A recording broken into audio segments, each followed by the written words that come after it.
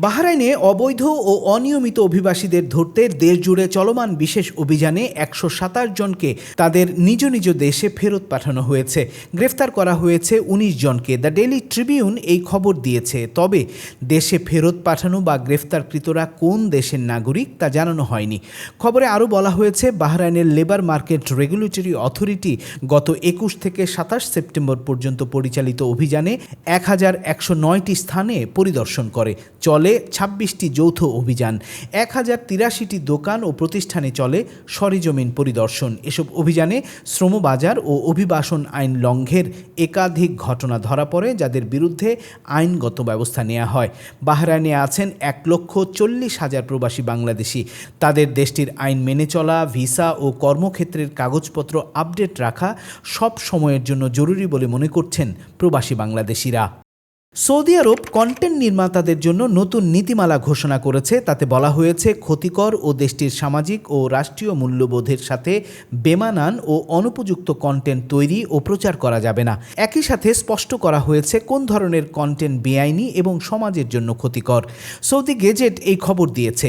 দেশটির তথ্যমন্ত্রী সালমান আল দোসাইরি জানান, ক্ষতিকর কন্টেন্ট রোধে সবচেয়ে কার্যকর ভূমিকা রাখতে পারে সাধারণ মানুষের প্রতিক্রিয়া, অর্থাৎ অনুপযুক্ত কন্টেন্ট প্রত্যাখ্যান ও উপেক্ষা করা। সৌদিতে আছেন ৩০ লক্ষ প্রবাসী বাংলাদেশি।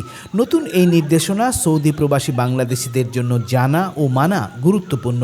সৌদি তথ্যমন্ত্রী জোর দিয়ে বলেন, সামাজিক মূল্যবোধ ও নৈতিকতা হলো দেশটির প্রথম প্রতিরক্ষা ব্যবস্থা। এ সময় তিনি গেমিং প্ল্যাটফর্ম রোবলক্সের উদাহরণ টেনে জানান, সৌদি মিডিয়া নিয়ন্ত্রক সংস্থা ইতোমধ্যেই প্ল্যাটফর্মটির ৩ লাখেরও বেশি অনুপযুক্ত গেম ব্লক করেছে এবং ভয়েস ও টেক্সট চ্যাট ডিলিট করেছে। পাশাপাশি অভিভাবকদের তাদের সন্তানদের অনলাইন ব্যবহারের বিষয়ে দায়িত্বশীল নজরদারি করতে অনুরোধ করা হয়েছে।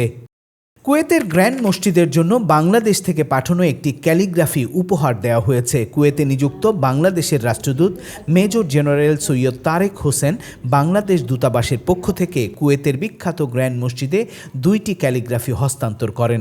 আরব টাইমস এই খবর দিয়েছে। খবরে বলা হয়েছে, মসজিদ কর্তৃপক্ষের প্রধান ডক্টর বদল মাজুন আল ঢাফিকিকে দেয়া এই ক্যালিগ্রাফিগুলো তরুণ বাংলাদেশি শিল্পীর আঁকা।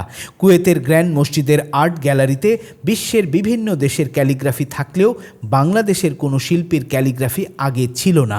দূতাবাসের এই উদ্যোগ কুয়েতে বাংলাদেশের সংস্কৃতির উপস্থিতি দৃঢ় করতে এবং দেশের ভাবমূর্তিকে উন্নত করতে গুরুত্বপূর্ণ পদক্ষেপ হিসেবে দেখা হচ্ছে।